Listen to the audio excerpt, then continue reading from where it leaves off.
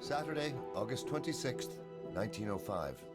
I was just working on one of my most interesting projects. However, melancholy was still taking hold of me.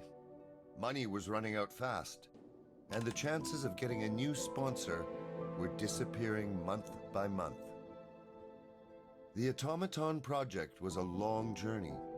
I had been working on it on and off for years, but there was one specific problem I still couldn't solve.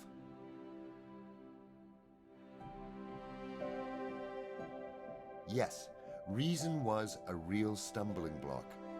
The human brain was completely under-researched for me to simply replicate.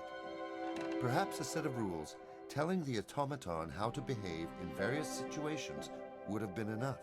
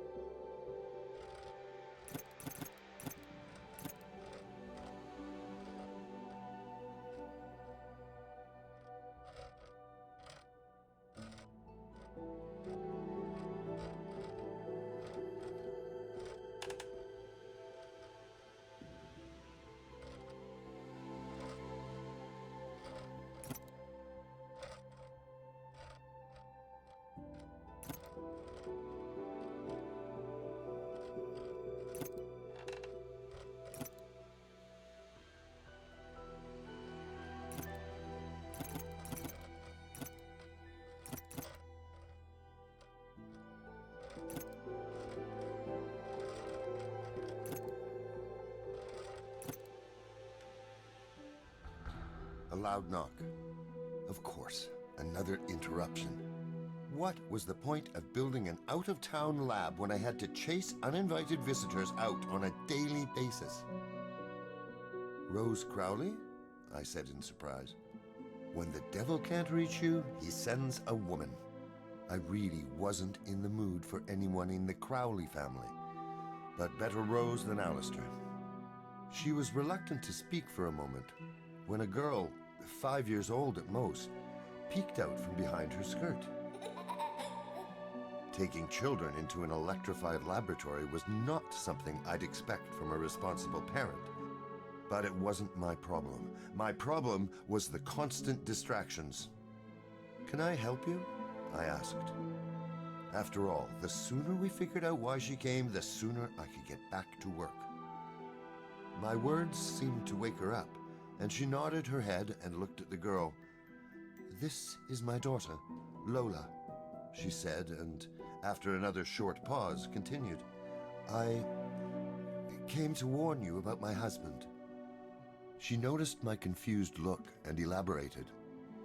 "Alistair is a formidable man, but it seems to me that sometimes he lets things get out of hand. He can't do anything in moderation, and he doesn't understand that some social rules are there for a reason. She looked really tired, almost desperate. Maybe Crowley didn't even know she came here. But what did she want from me? Advice? Rose, as you can see, I'm very busy and don't have time to give you my full attention. I also don't have time to help you raise your daughter. Please get to the point. What can I do for you? I tried to sound kind, but my patience was slowly running out. I had more important issues. She took her time before responding, but in the end, I was still disappointed. She sounded like her husband sent her after all. And what did she tell me? Nonsensical drivel. Crowley supposedly claimed that the radio signals I picked up from the surface of Mars a few years ago actually came from another dimension, and he wanted to respond. I barely swallowed a remark about alcohol, drugs, and their apparent influence on her husband's judgment.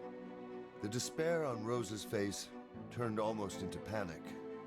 My husband can be dangerous, especially if you don't do as he pleases. But he can still save your project. He's got plenty of money, and he's not afraid to spend it. And he wants little in return. She urged me not to let male pride get in the way of my grand visions. But that was the last straw. Who do you think you are anyway? I snapped. There are thousands of rich men like him, but my inventions are one of a kind. I'm the one people will remember from the warmth of their electrically heated homes. Rose looked like she wanted to say something more, to try to change my mind, but she knew as well as I that it was no use. She gave me one last resigned look and turned to her daughter. Come on, Lola. We have to go now, or Daddy will be angry. Lola turned and waved cheerfully on her way out, but I think her greeting was directed at my inventions rather than me. When they both left, I finally had some peace for my work.